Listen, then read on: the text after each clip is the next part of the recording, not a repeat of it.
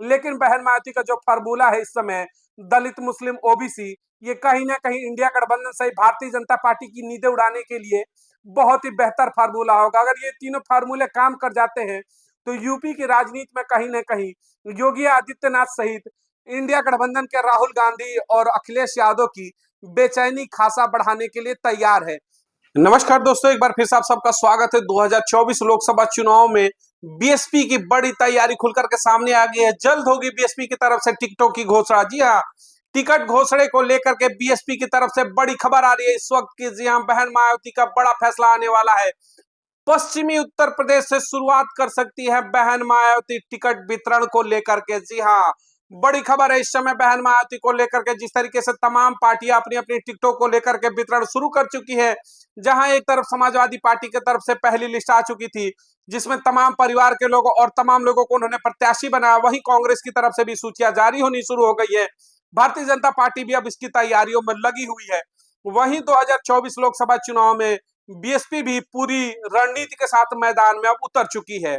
तो चलिए शुरुआत करते हैं कि कहां से किस लोगों को, किन किन समाज के तमाम उन वर्ग को बड़ी सूची में महत्व दिया जाएगा बीएसपी की तरफ से। सबसे बड़ी खबर है कि बहन मायावती के द्वारा पहली जो सूची आएगी उसमें मुसलमान चेहरों को सबसे ज्यादा तवज्जो दी जाएगी, यानी मुसलमानों को सबसे ज्यादा टिकट देने की तैयारी बहन मायावती के द्वारा की जा रही है। तो ये इस वक्त की सबसे बड़ी खबर है पश्चिमी उत्तर प्रदेश से ही लोकसभा चुनाव 2024 को लेकर के उत्तर प्रदेश से। मुस्लिम चेहरा आखिर क्यों उतारना चाहती है बहन मायावती, क्या है इसके पीछे की रणनीति, आखिर इससे किसे होगा फायदा, इसे भी जरा हम विस्तार से सुनते हैं। बहन मायावती मुस्लिम चेहरे के समीकरण के साथ इसलिए उतरना चाहती है कि लगातार जिस तरीके से बैठकें चल रही है एआईएमएम चीफ अकबरुद्दीन ओवैसी और बहन मायावती को लेकर के चर्चाएं तेज हैं कि जल्द ही उन दोनों का गठबंधन की घोषणा हो सकती है। जी हाँ, 10 मार्च का इंतजार है सबको। उम्मीदें हैं कि इलेक्शन कमीशन 10 मार्च को देश में आम चुनाव की घोषणा करेगा, जो मुश्किल से एक हफ्ते का समय बचा हुआ है।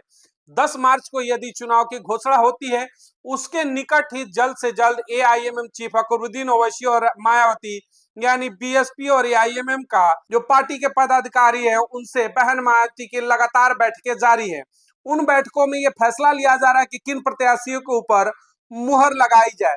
लेकिन हम बात कर रहे हैं, आज की चर्चा जो है पश्चिमी उत्तर प्रदेश को लेकर के है कि पश्चिमी उत्तर प्रदेश से ही पहली सूची क्यों जारी करना चाहती है बहन मायावती। आपको बता दें कि 2019 का लोकसभा चुनाव को याद होगा जिसमें गठबंधन के साथ बहन मायावती मैदान में थी। उस समय जिस तरीके से पश्चिमी उत्तर प्रदेश की अगर हम कुछ सीटों की बात करते हैं तो वहां बेहतर परफॉर्मेंस बीएसपी के द्वारा किया गया था, जो कि मुस्लिम बाहुल्य क्षेत्र बताए जाते हैं, जिसमें अमरोहा, सहारनपुर, नगीना, बिजनौर भी आती हैं। ऐसी तमाम दर्जनों सीटें हैं जो कहते हैं कि मुस्लिम बाहुल्य क्षेत्र है। तो बहन मायावती का जो बड़ा दाव होगा इस बार, उसी के साथ घोसी, गाजीपुर और अंबेडकर नगर भी तमाम ऐसी सीटें हैं जहां पिछली बार विजय हासिल की थी बीएसपी ने।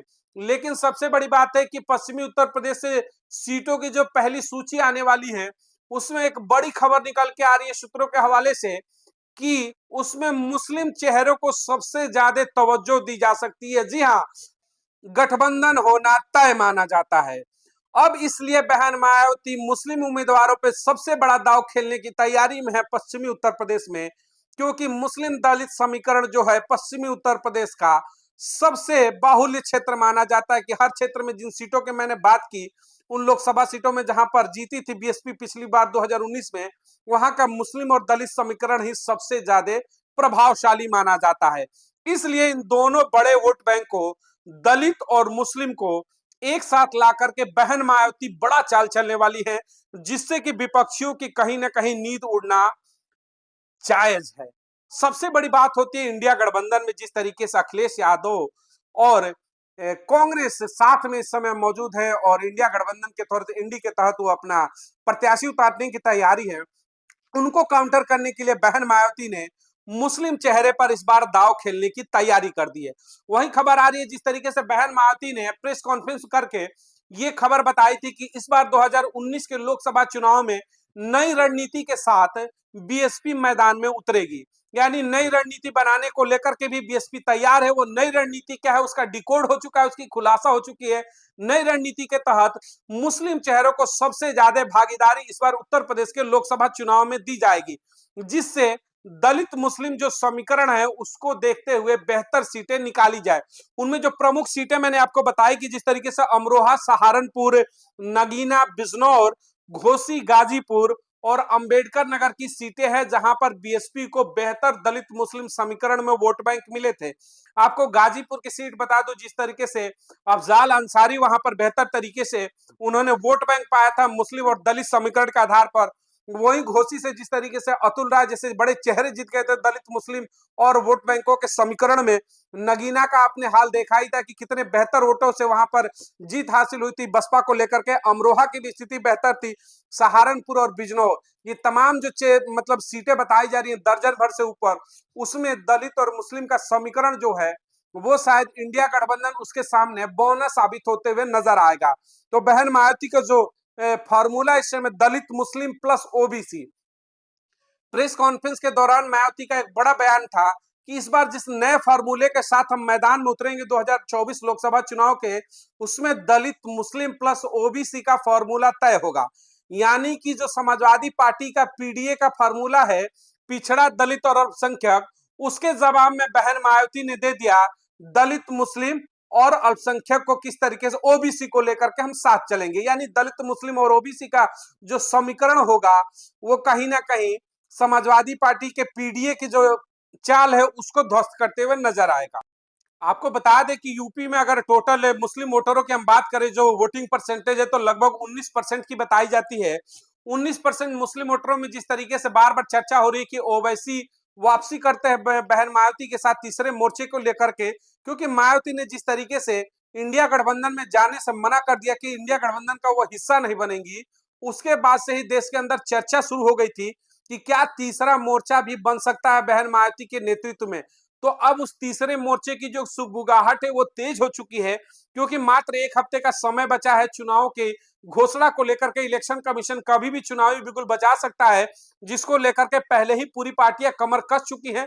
वहीं बीएसपी सुप्रीमो मायावती ने भी कमर कस लिया है चुनावी मैदान में उतरने के लिए। उन्होंने कहा कि नई तकनीक के साथ, नए रणनीति के साथ, दलित मुस्लिम प्लस ओबीसी फार्मूले के साथ बीएसपी इस बार मैदान में उतरने को पूरी तैयारी में है।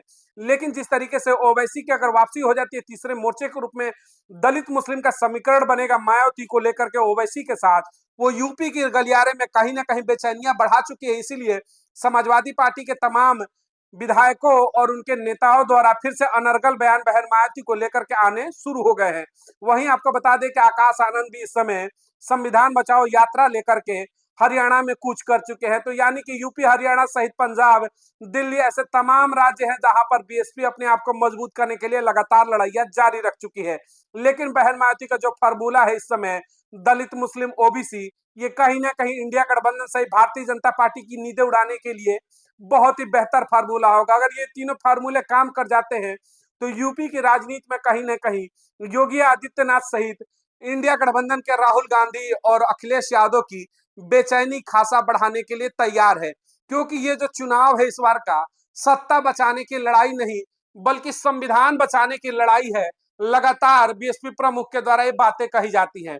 तमाम उनके समर्थक कहते हैं कि संविधान बचाने की लड़ाई है, और इस संविधान बचाने की लड़ाई में लगातार बहन मायावती को समर्थन आम जनता का मिलता हुआ नजर आ रहा है।